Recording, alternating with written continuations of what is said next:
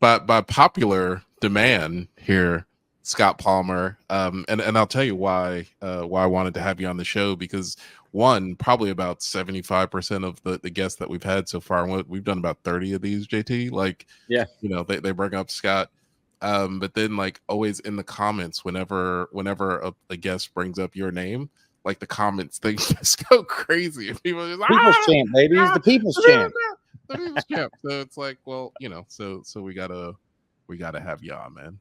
That's, that's great, but it's probably not the people's champ. It's probably just because I'm crazy enough to do stupid things. And, those stupid things that I do seem like good ideas in my head. And for some reason, it has kept my name out there. So, you know, I, I That's don't think they're perfect. stupid. So I keep doing them.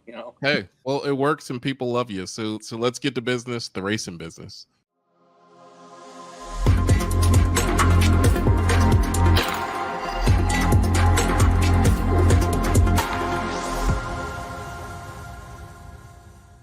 Hey guys, welcome to another episode of Drag Illustrated's The Racing Business with me, Jason Dukes. As always, we're brought to you this week, well, all the weeks, by Racers Club. You can go get their great apparel, look great at racers.club.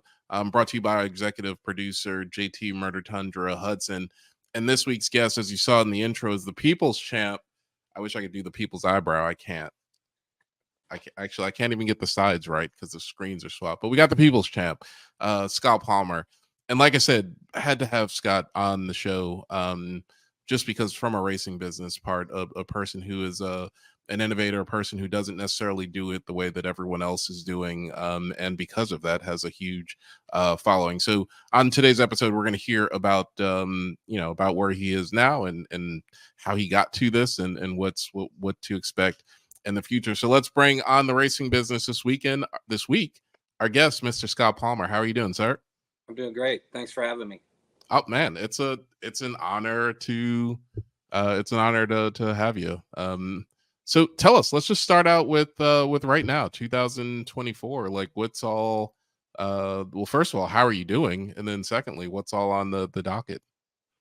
Well, I'm doing a lot better now, 100% better than I was, 5 months ago. 5 months ago, I was trashed. It was, if you were a normal person, you probably would have took off a little bit longer and maybe tried to recover a little more. But I worked hard in therapy and stuff to get better, and I'm back now. So basically, I've taken the time to go run my pro mod a couple times and make sure I'm right. And we're about ready to fire up Top Fuel season for us. I know the others are out there running now, but I kind of waited a little while to do that. But in the next 30 days, we'll be back out there.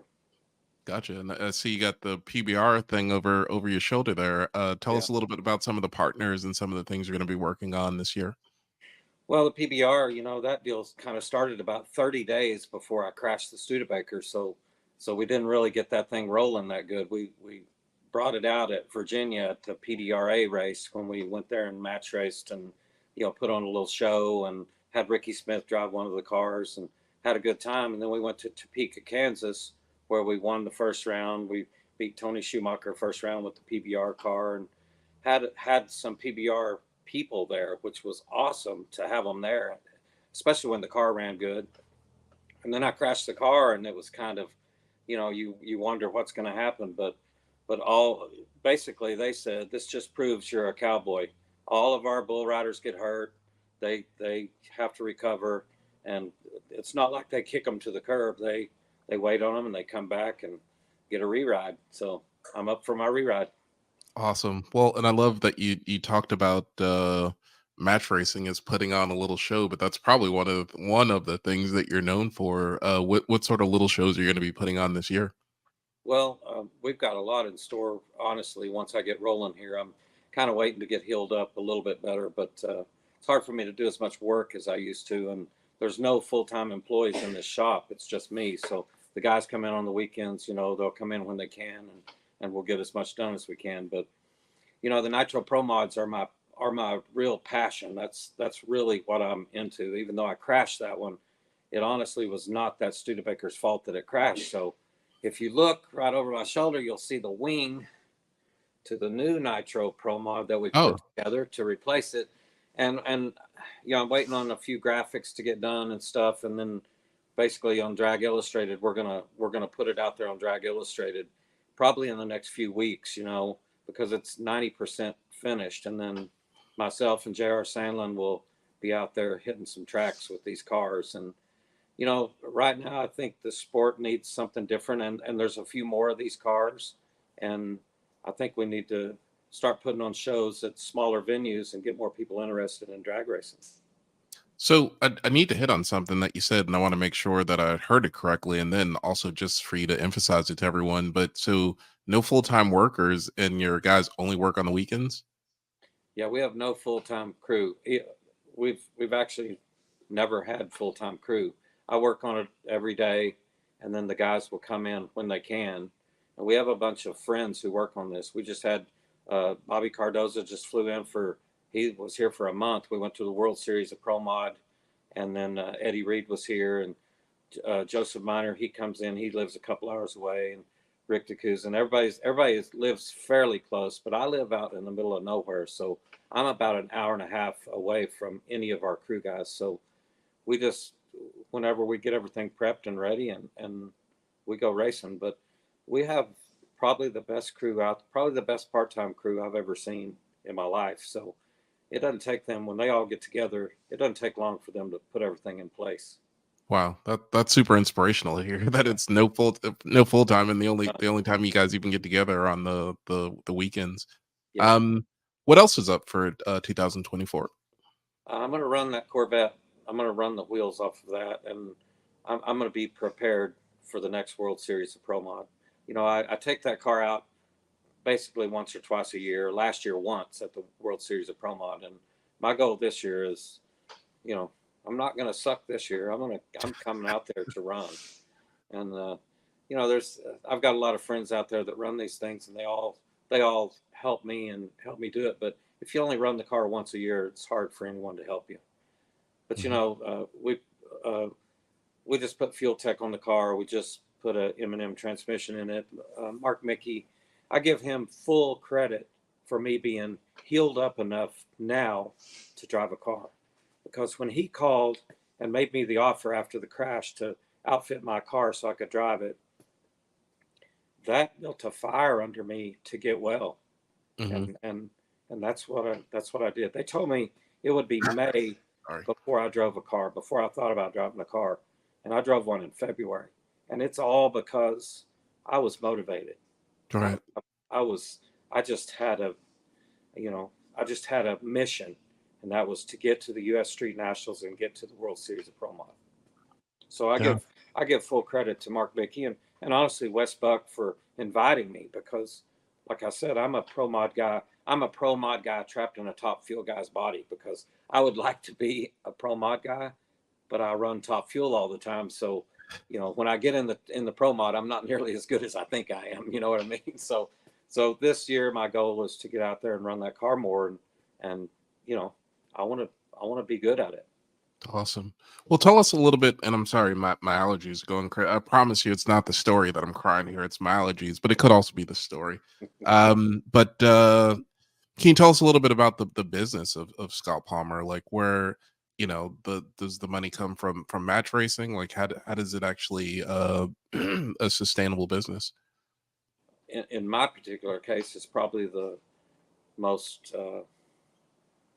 non-corporate deals you have ever seen. Every sticker on this car is a friend, even the PBR. The PBR deal came about. Uh, Mason Lowe, who's a kid from our little community of 236 people in this town that I live in, he was actually an up and coming bull rider in the PBR, and he got killed. So they come to town once a year and put in May on Memorial Day, and they put on a benefit bull ride here in our little town. There's not it's at a grassroots, homegrown little arena, and these guys come into town and put on a benefit. Well, that's on Saturday night. On Friday, all the cowboys come to the shop and they'll drink beer and hang out, and tell stories, and that's how it started. They Wow. just kept talking about doing something with our team, And I never really thought we were serious about it until last year. And then I realized that they really wanted to work something out. And they're not a real corporate company. They're homegrown cowboys, and that's pretty much how it came about. And pretty much every name on this car has come about the same way. I either met them drinking beer after hours at the racetrack, or drinking beer at after hours in our hometown bar, or that sounds crazy, but if I tell everybody, go to the racetrack, hang out, socialize with people. If you're not good with people, and you don't have a big corporate sponsor, or you don't have a lot of money, you're not going to make it. You're just not going to make it. I mean, Right. there's companies on this car that we probably don't do them one bit of good for their company, but they live their fun side through us, and they go to races and they hang out with us. We had them at the World Series of Pro Mod. We had a couple of PBR, people that are involved with that. We had Mark Recycling customers, Interpack. Of course, Mark Beatty was there from Redline. But we are a little bit rough around the edges. We're the rough around the edges team, and even though you are and you're not so corporate, you can still make it out there. You just have to be yourself. And one thing I've never had to do, I've never had to act like I'm something I'm not. I do it my way. If nobody likes it, then they don't have to help me. But I've never had one person take their name off this car. Not one in 25 years. Stupid question because the answer may be super simple, but I'll ask because there may be a story behind it. But how did you find that? Like how did you realize and find your authentic self as a business person and realize that you could just be authentic and also be successful? Um, I think it comes from there's very me and Bobby Lagana talk about this all the time.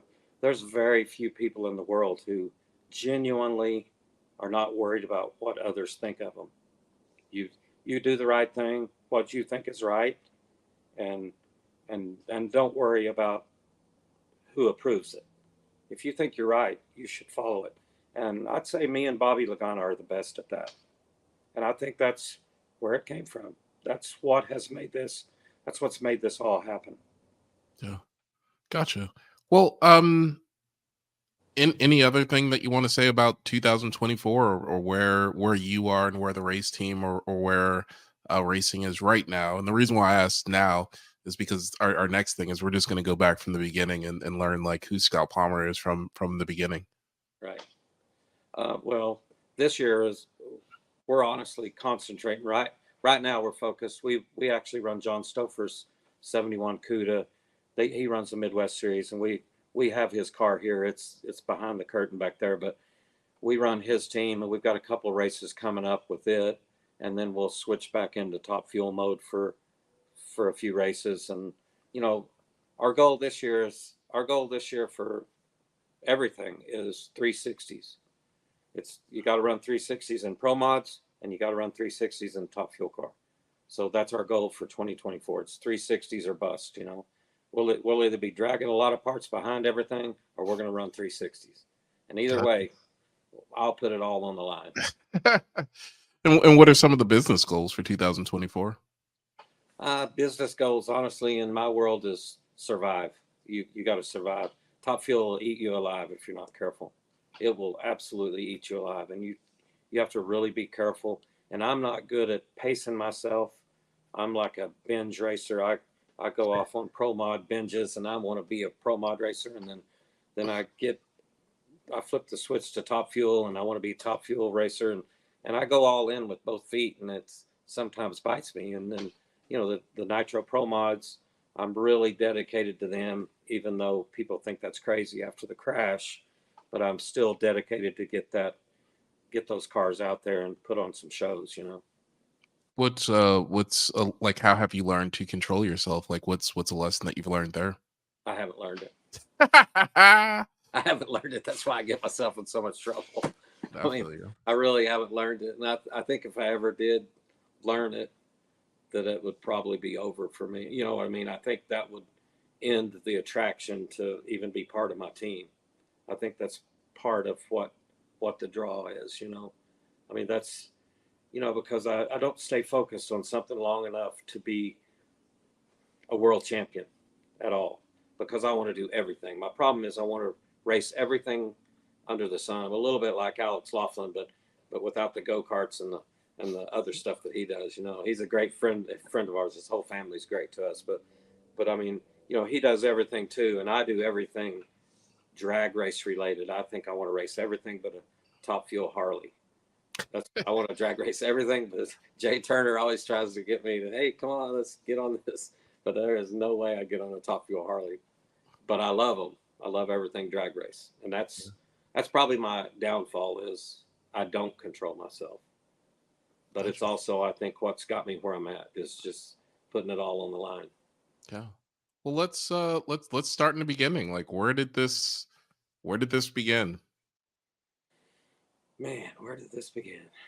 Well, I grew up around Oklahoma City, and my dad raced, local level at Lawton, Oklahoma, Ardmore, Oklahoma, Noble, Oklahoma, and I grew up, going with him, and then right out of, I went to OU a couple years, and then right out of that, I got the chance to move to Missouri, and I moved up here, and the street racing here was insane, and I moved up here and put a street car together and ended up with I had a Camaro that I drove around, had a blown small block in it, it ended up running 830s, and I drove it everywhere, had a baby seat in it with my son, and, I was pretty dumb, but I street raced. I mean, we got carried away street racing, and when I turned 27, I remember thinking, man, I don't want to be an old guy out here street racing, so I decided I was going to get a alcohol funny car, and I did, and I had no business with one. I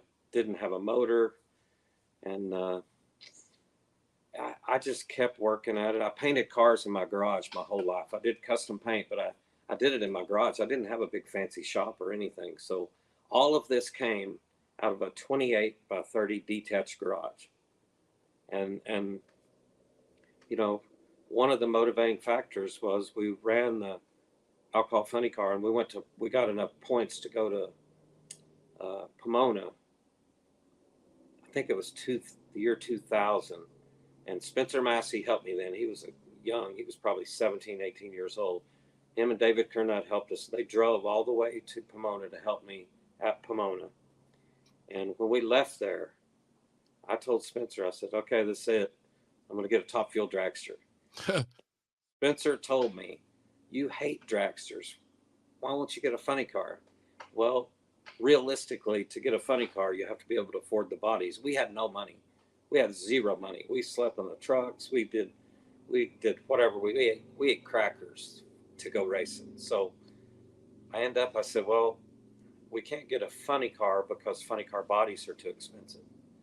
So if we get a dragster, if it backfires, we're not going to have to put a body on the thing. So we end up getting a Top Fuel dragster. The local track owner here at Ozark Raceway, Phil Scott at the time, he did not want me to sell the funny car because 3 times a year, he basically told me 3 times a year, they come out here to see you crash that funny car because I was a psycho, I just, and, in 2000, in 97 to 2000, track prep wasn't what it is now. It's basically almost like no prep. And we ran, back then 380s at our local track, and just sideways and just completely out of control. And people did think I had a few screws loose, so they came to watch it. So he actually bought me my first Top Fuel dragster, so I would keep my funny car and not sell it. So Oh, wow. so it's been like a whole network of the right people believing in me to get here.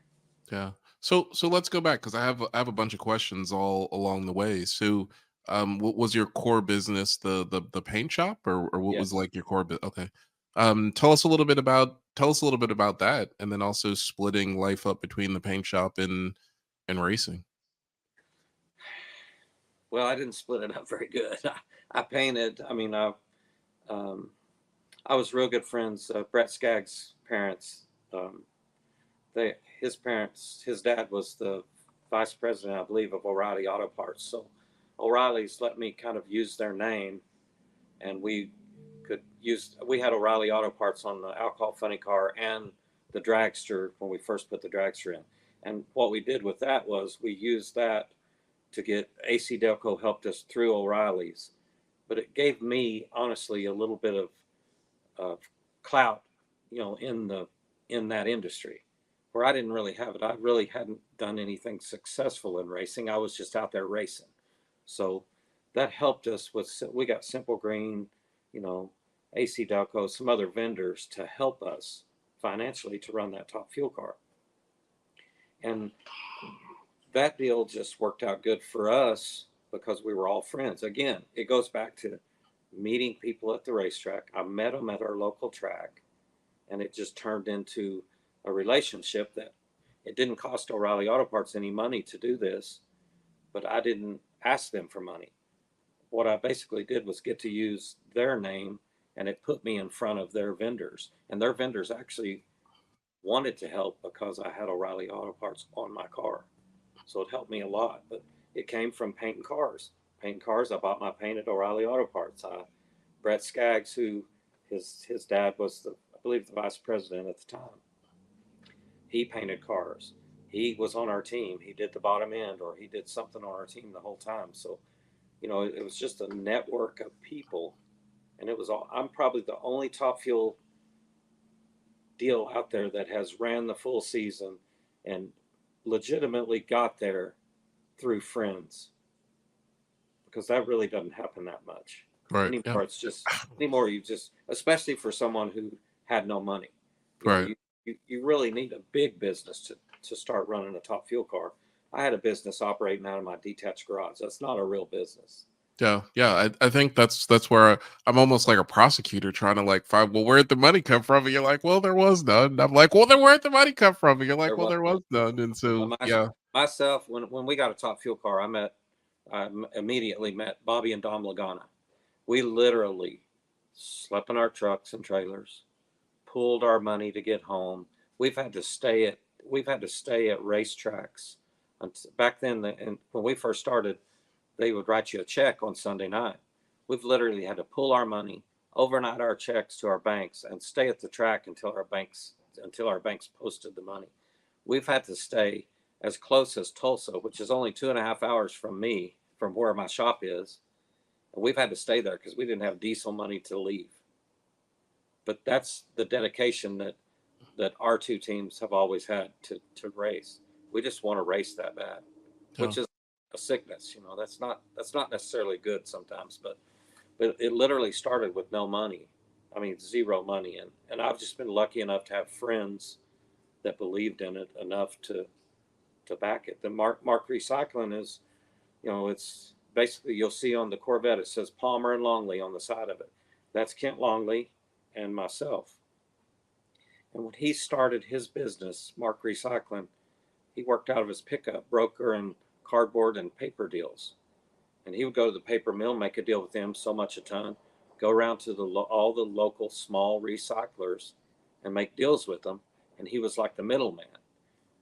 He pretty much, I'm going to say he gave me about $500 every quarter. So $2,000 a year, Alcohol Funny Car. That really started this relationship. That was 25 years ago. Now he has private jet, 10 plants. I'm in his shop. I've been in this shop as one of his, and it's a miracle that either one of us stayed in business. And he pretty much worked on the real business side of the world, and I pretty much worked on the fun side of the world. But this is a lot of work. If I worked this hard doing anything else, I'd probably have a lot of money. But I have a lot of race cars, and that counts for me. Right. Well, where did this team building thing, like, where did it? We skipped from the original street car to the first race car, and then you said, oh, then you started using words like we. Like, who were the original we, and how did you build that team? Pretty much Kent, the Mark Recycling owner, the owner of that company. I mean, it pretty much started then. I mean, that's where it started. It started off that small, and then has turned into people that he does business with that are all friends. Chase Meyer, he owns Interpack Total Packaging. It's a cardboard box company, and he got on board. Everybody on this car is somehow involved in some part of that business. We had a deal with um, NitroPlate years ago, and that was Chris Averett, um, Kevin Craddock, Mike Fuqua. If you know Mike, Mike's a big time bracket racer. He was years ago. He quit for about a few years, and he makes wheels for Harleys and stuff now. He's got a big business, big machine shop. Now him and his son Blake are back bracket racing again, big time. And that's a relationship we started. That company sold, but that company helped me a lot through the early years. You know, when we really weren't good at all, it's hard to find people that stick with you when you're not good. It's easy to find them when times are good. Everybody sticks with you, but when times are tough, when you're learning how to do all this, it's hard to find people that believe in you. And all of these people do that on this car. So, and you may have answered this, but I'm probably just going to continue to ask you if we can get it said in different ways. Like, how do you find those people and how do you keep them? I don't really know how I find them. I find them by just being myself. I seriously do. When I'm at the racetrack, I can't tell you.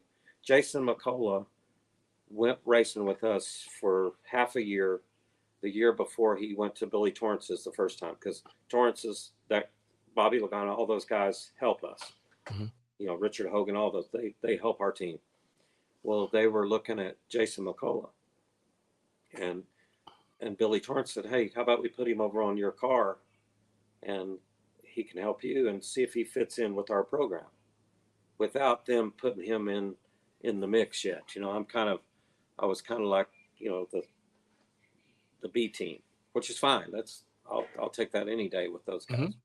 But so Jason McCullough came over and helped out, and he came from Forces at the time, and he's used to this professional, everything cut and dried and rules. And I said, I have two things that you won't like. It's going to be a lot of people in my pits all the time, and they're in the way sometimes, and it's just the way it is. And I don't load my car at night. And he couldn't, he couldn't understand that. He's like, "Why wouldn't you load your car at night?" I said, "A couple of reasons, but one of them is when we're having cocktails at night with the fans, there's a lot of people that have never seen one up close or whatever. But the main reason why is I don't want to load it at night. I don't want to roll the toolboxes in at night. I don't want to take the wing off and put it upstairs in the trailer and come back early in the morning and do that. Why am I going to ask my buddies who are the best crew guys in the world? I can't ask them to do it. If I won't do it, I'm not asking them to do it." So I didn't do that. And he never got used to that, but the people in the pits was something he never understood until about the end of the year. And we were sitting in the lounge one day, and the guy walks in. I have just friends all over the country. The guy walks in and gives me literally $3,000. Just hands it. "Hey, Scott, I just want to help the team out a little bit." Now that doesn't sound like a lot of money, but there's a few people that do that. And the guy talked to me for a minute, and Jason McCullough turned around from the chair from the computer and said, "Does everyone just walk in and hand you money to run this car?" Yeah, yeah, they kind of do. And I'll tell you something else. I've never asked one person for a dime. I have never sent a proposal out.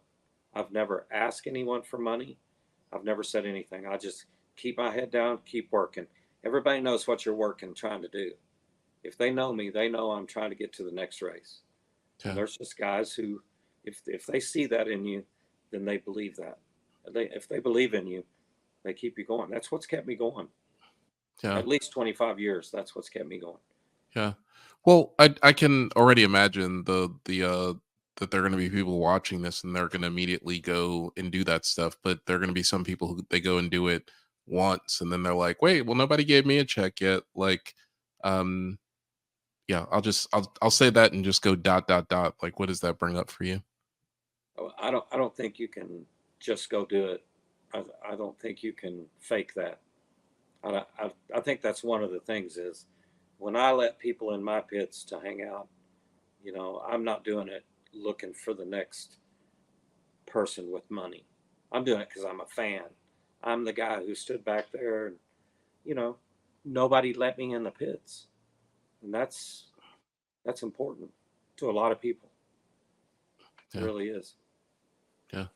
Um, you talked about vendor programs, and I think I mean, I learned this way back in I worked for NASCAR in the early 2000s, and I got to see how like the Kmart programs and the O'Reilly programs Yep. and the Target programs and all that stuff got to work. But a lot of people who listen may not understand how some of those vendor programs work. Like, can what's the Scott Palmer like explanation of how vendor programs work with places like O'Reilly or Target or Kmart or different things like that?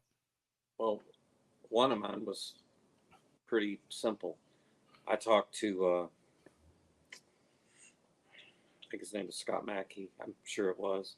He ran Top Dragster or something back a long time ago. Anyway, uh, he was a sportsman racer, but he was in charge of, I think it was AC Delco marketing, and he got me in touch at a O'Reilly trade show with someone, and I said, how about we do this? How about we? They wanted coupons at the point of sale at the register in O'Reilly Auto Parts, like $1 off oil filter or $1 off whatever. And I said, okay, let's make a deal. I'll see if I can make that happen. So it ended up being about $300,000. So what I ended up doing is I went in and said, hey, AC Delco wants to do this deal with the team, and they, basically they either want shelf space or some kind of coupon or in the monthly newsletter, whatever, and they wanted the coupon deal, and I said, they're going to give us this amount of money. Well, most people wouldn't do this, but for me, this made sense for me to do this. And I said, and they kind of agreed to do that. And I said, here's what I'll do though. I'll take 200,000 of that for the team. You take 100,000 of it. You take 100, I'll take 200. Well, that's something that they're like, wow, why would you do that? Because I can continue to use your name. I can Right. continue to make deals.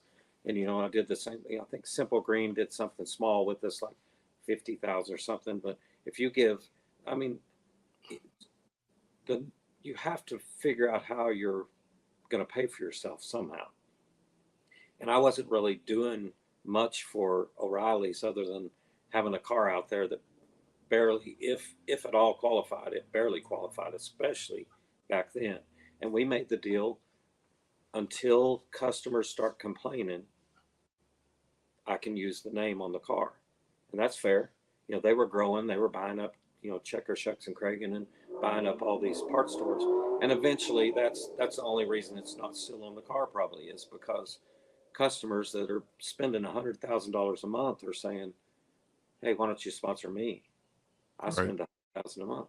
Well, because I knew the inside scoop, because I was involved with some of the higher ups there, I knew what people were saying. So I just went to him and said, hey, I'm going to take it off. It's starting to get, I'd have people at the track saying something to me, but, it worked for a long time, and it actually helped me. I still to this day get people that come up and call me the O'Reilly Auto Parts car. I'm the O'Reilly car to this day. So, and I that's a compliment, even though they're not still on the car, you know.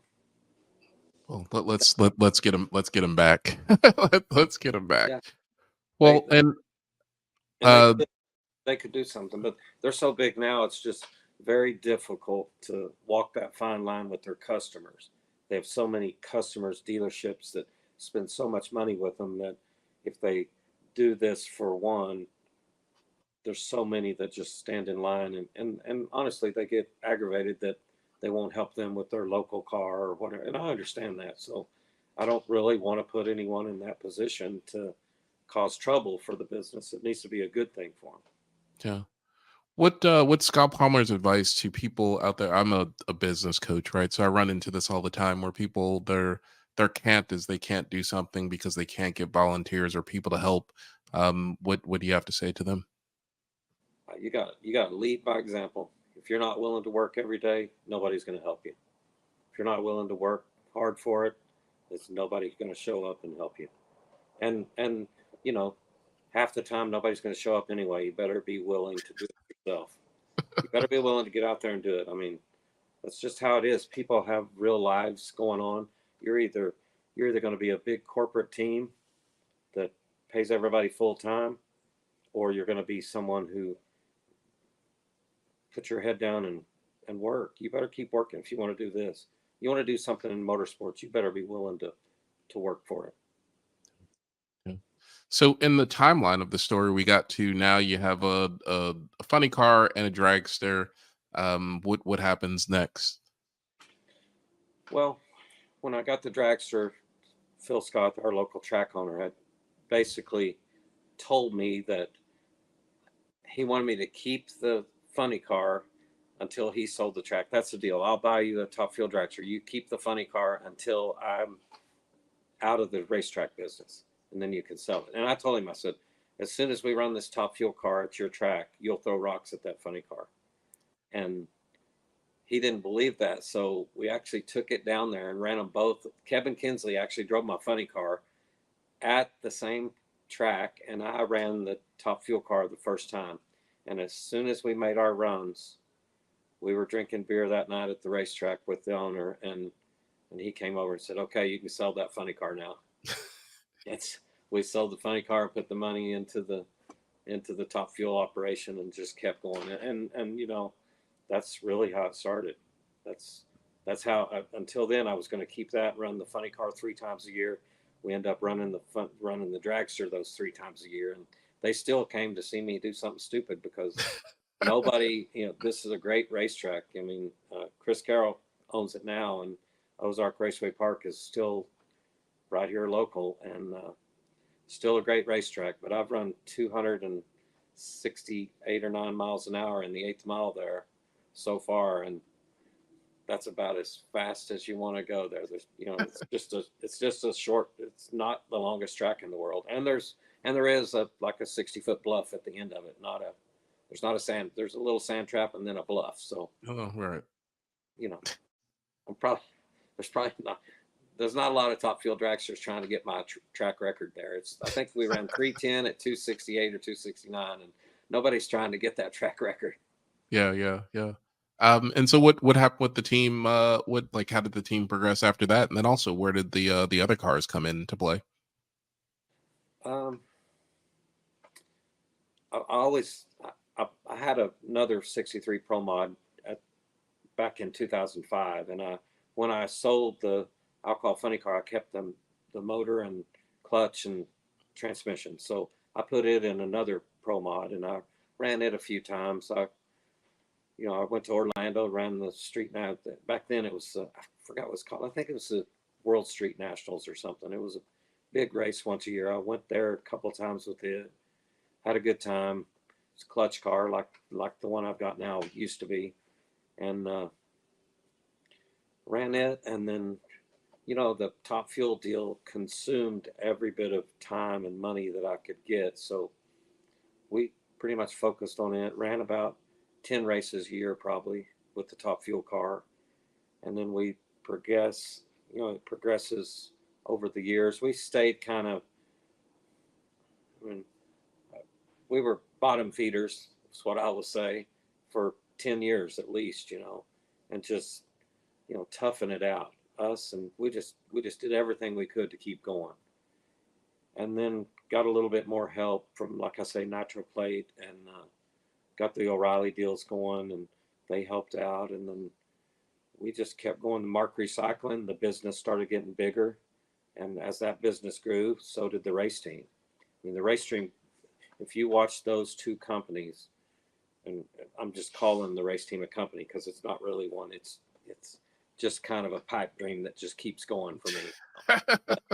But I mean, they both kind of went at the same rate, and they still are. They still progress at that rate. And myself and Ken are just such good friends that we just keep it going.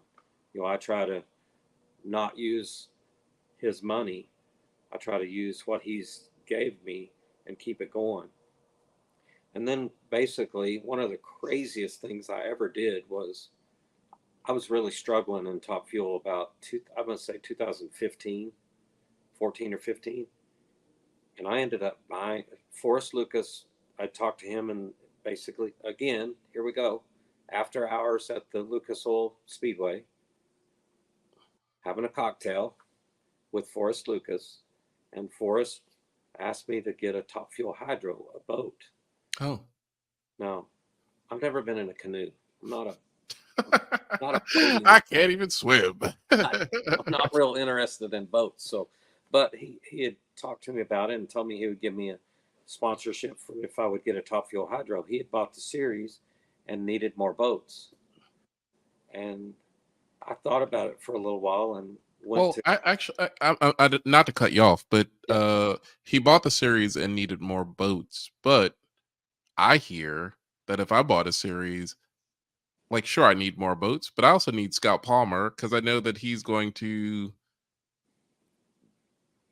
like you said, keep the boat out at night so that you could have cocktails with fans. Like, who else is going to do that? And uh, so yeah, I just want to say, take ownership. Like, it's not just that he wanted a boat; like, he needed Scott Palmer too. And he told me he needed, and most of those boat guys are characters for sure. And we went in there and we fit in and all the boat guys helped. But when I say all the boat guys, there was only 5 in the world at the time, 5 Top Hmm. Fuel Hydros. So we got this sponsorship, and I told Forrest, I said, I'm pretty much out of the Top Fuel dragster business. I've torn up everything in my trailer. You know, at the time NHRA had serious oil down fines, and it was just hard to run a Top Fuel dragster without, even if you didn't blow a motor up, it was there was oil company. It's just hard. It was just difficult. They didn't have the containments like they do now, and the stuff that's helped everyone.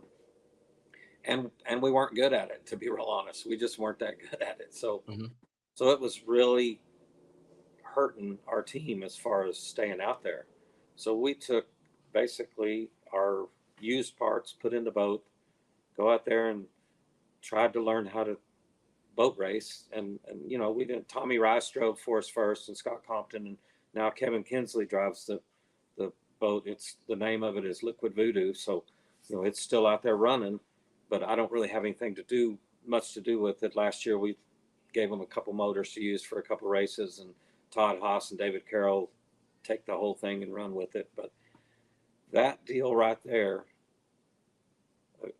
again, it's just a huge network. I should write a book because it's too long of a story to even tell. But if I hadn't bought that boat, which was the dumbest thing I've ever done, I, it really was. But I went to Kent, who owns Mark Recycling again. I said, "Hey, think about buying a Top Fuel boat. We'll get a little sponsorship deal with this from Lucas Oil and MAV TV and some of those companies, General Tire." Thing about Lucas is he had that series and he shared the sponsorship with the racers. So we came out really good on that because we, we named it a cool name. We sold a lot of T-shirts. We went there and had a good time, and it was like you said, people were in our pits, and it was kind of a party atmosphere.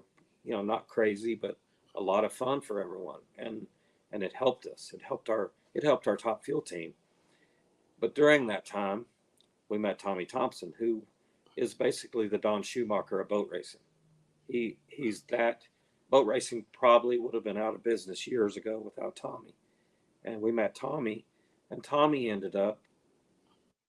We got to become really good friends, and he's still to this day. Whatever we need for this race team, we get. Wow. He's the reason I ran the full season. He's the reason we got in the top 10. He just believed in us because he saw what we did with the boat and how bad we wanted to run that dragster. So it really worked out. It's one of those things where you got to take chances in life, and you never know where it's going to lead. And all of these crazy things that we have done, our team, when I say we, it's the whole team that has stuck with us through all of this. we've all just kind of navigated our way through this crazy path, and it all ends up back at drag racing on asphalt, not, not water. But I mean, the water deal helped us, and we still are indirectly involved with the Top Fuel boat because that series needs to grow, and we need more Top Fuel hydros out there because it is a good sport. And we plan to take some PBR people over to see the boat racing side of the world too. They're a lot Oh. like the Buck and Bronc, is what I hear. I'm never going to drive that either. That and a Top Fuel Harley, I'm out. We're adding some more stuff. What's the name of the book if you read it? Man, well, I don't know. Man, it would have to be The Challenge, because man, what a challenge it's been. Or Motivation. How do you stay motivated during the roughest times of your life? That's tough. How do you stay motivated during the roughest times of your life? Oh yeah. No, that's a question. You just came up with my next best question. How do you stay motivated? I really don't know. I really don't know. I think it's because other people believe in you. I think that's why. That's why. Uh, that's why I recovered. Like I said, Mark Mickey did that. He honestly did that. Mhm. One phone call, and I was like, just, I'd like to clench my fist up and do this, but I can't with this one yet. But I'm so close to being able to do it. But I give the credit to, people who believed in me. And Yeah. Crystal, she babysit me. She had to lift me in and out of bed, and it was rough. Yeah. Well, But you did. but Sorry. but without the rough times, we don't appreciate the good ones. Yeah. Well, you did that, and you can't clench your fist, but I'm Pretty gonna I'm close. gonna I'm gonna have you put up your dukes anyway, and we're gonna as a whole family and as a whole community make sure the next time you put your dukes up, it's gonna be a fist. But Scott Palmer, are you ready to put up your dukes? I'm ready. All right, let's go. Put up your dukes. 13-ish questions. 1 minute answers in my legal notebook because I'm that Capricorn. It's got a legal notebook. All right. Question number one: what is the strength of either Scott Palmer Racing, the industry, wherever you want to answer, however you want to go with that? Just prompt is, what is the strength? The strength of it would have to be the determination we have to keep this going. It's more than probably it's more than should be allowed, probably, because sometimes there's times where you need to take the time and do something else, and I don't. I'm here 7 days a week. If I'm not here, I'm sitting somewhere else thinking about it, what I should be doing to keep this going, because there's a lot more than people see behind the scenes here. Because we got two Top Fuel cars here, a Pro Mod, two Nitro Pro Mods, and run John Stouffer's team. So it takes every bit of time you can do. There's just no spare time. A lot of people get mad at me. I don't answer my phone. They get aggravated because I don't answer my phone. Well, I've been trying to call you. And when they get real aggravated with me, I'll say, hey, I'll call you when I get done working tonight. And I'll call them about 2 a.m. And I'll say, hey, I just got home. What you need? I said when I got done working, yeah. and it's not like when I had a paint shop. I don't have a business. So honestly, I don't have to answer the phone. I don't have to answer it. I have to keep this going. This right here is what keeps me going. Not answering the phone and just chit chatting, and people get mad at me for not answering my phone a lot. And I don't like that, but if I answered the phone, I could pick up my phone right now and show you probably 50 phone calls. And if I answered every one of them and talked 5 minutes, I wouldn't get one thing done. Right. And I'm not trying to be rude. It's just how it is, So determination is what the strength is here. 100%. Biggest weakness. Biggest weakness, man. Boy, there's not a lot of weaknesses here. I'll tell you that. You got to be pretty strong. to stick in this circle, because our motto is no sissies allowed, and there's not many sissies hang out over here, even after hours. But probably the biggest weakness is not knowing when to say when. Sometimes I should probably say, okay, we'll wait till the next race to go, or we'll spend another week doing this, and then we'll go to the next one. And I have trouble with that. If I set my mind to go to somewhere, to some race, or I've got my heart set on it, I'm going. And sometimes that bites me, because we should have been a little more prepared. Biggest opportunity.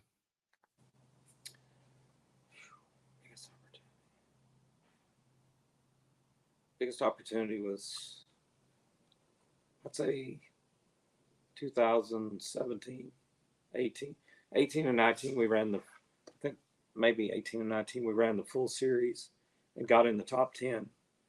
None of that happens without Tommy Thompson. He's the reason, for sure. Biggest threat.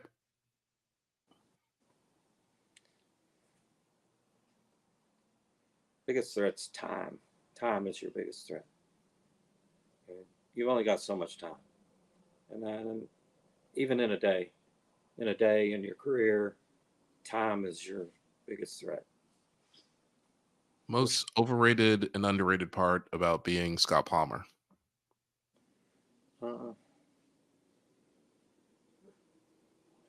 Overrated part is just how glamorous it is, because people see all the stuff that I have. They don't realize I live in a little farmhouse. I drive a minivan. I don't drive anything cool. From the outside, it looks pretty glamorous. From the inside, it's a lot of work. Now, keep in mind, I love that work. So to me, it is glamorous. But people come here and to see what we do to keep this going, and they can't believe that anyone would work 7 days a week, 12, 15 hours a day to do this. But to me, it's not work. But that's the most overrated. Most underrated is thinking we can't run better than we do. We run a little bit conservative to keep ourselves in business. I mean, you have to know your limitations, especially in Top Fuel, or you'll put yourself out of business. No matter how much money you have to race within your means a little bit.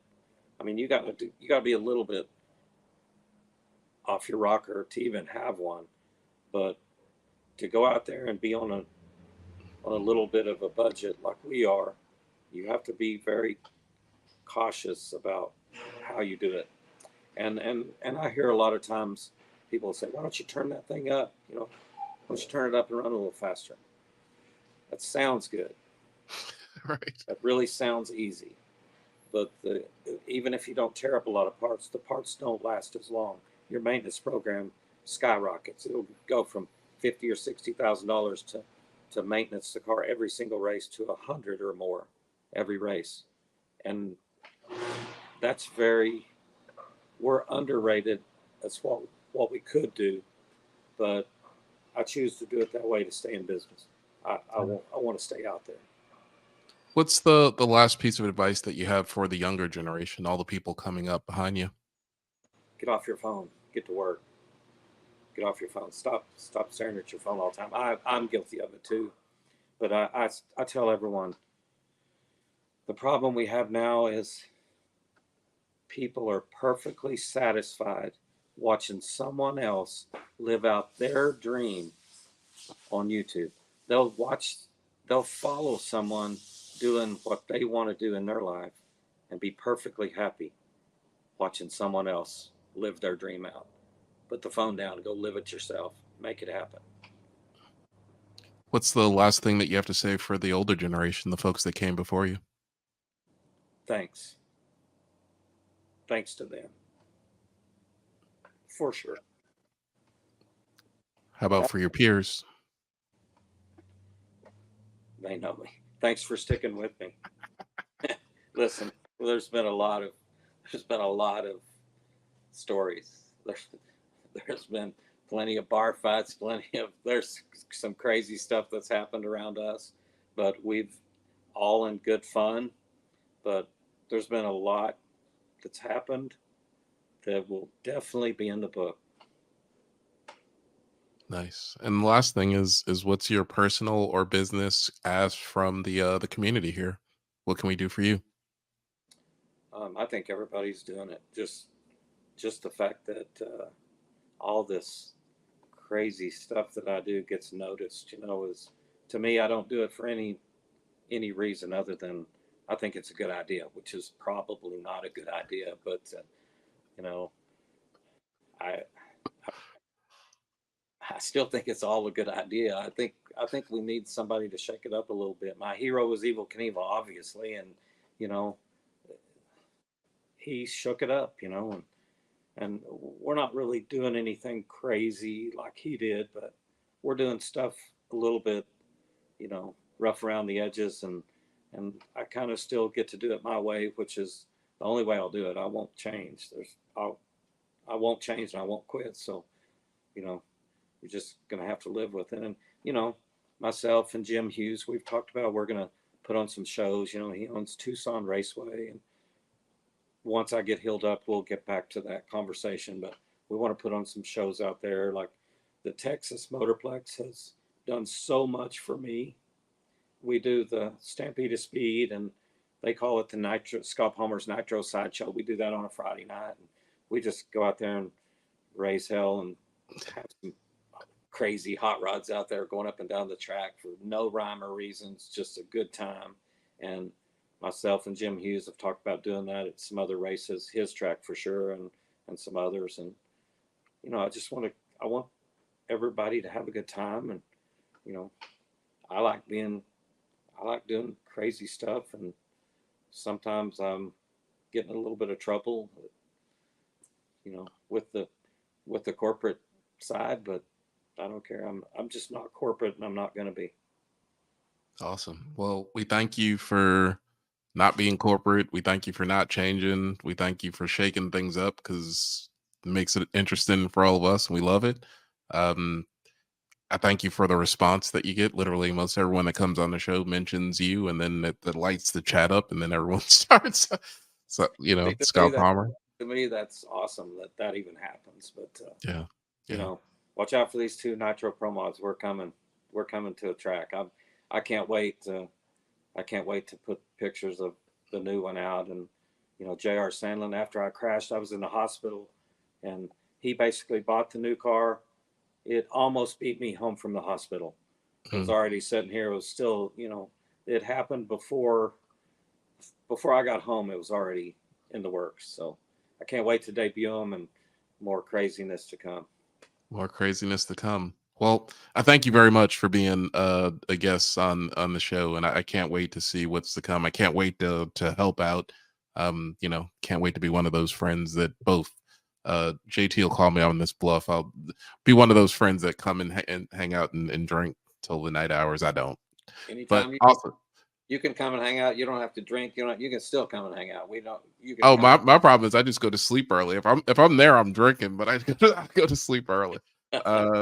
Yeah, but just to be a friend to help out, because I love all the stuff you're doing, and keep it up and keep inspiring us too. Okay, I sure will. I'll do my All best. right. Awesome. Well, thank you very much, guys. That's another episode of Drag Illustrated's The Racing Business. Remember, we're brought to you by Racers Club. Go out and get some of that really awesome fire stuff. Racers.club. And just big thanks to all the people that help us bring this to you. Drag Illustrated, Wes Buck, and of course, executive producer of this show, JT Murder Tundra Hudson. Wow. That's one. Either way, guys, we'll see you back here next week. More great guests. Keep up the power, and let's get to business, the racing business.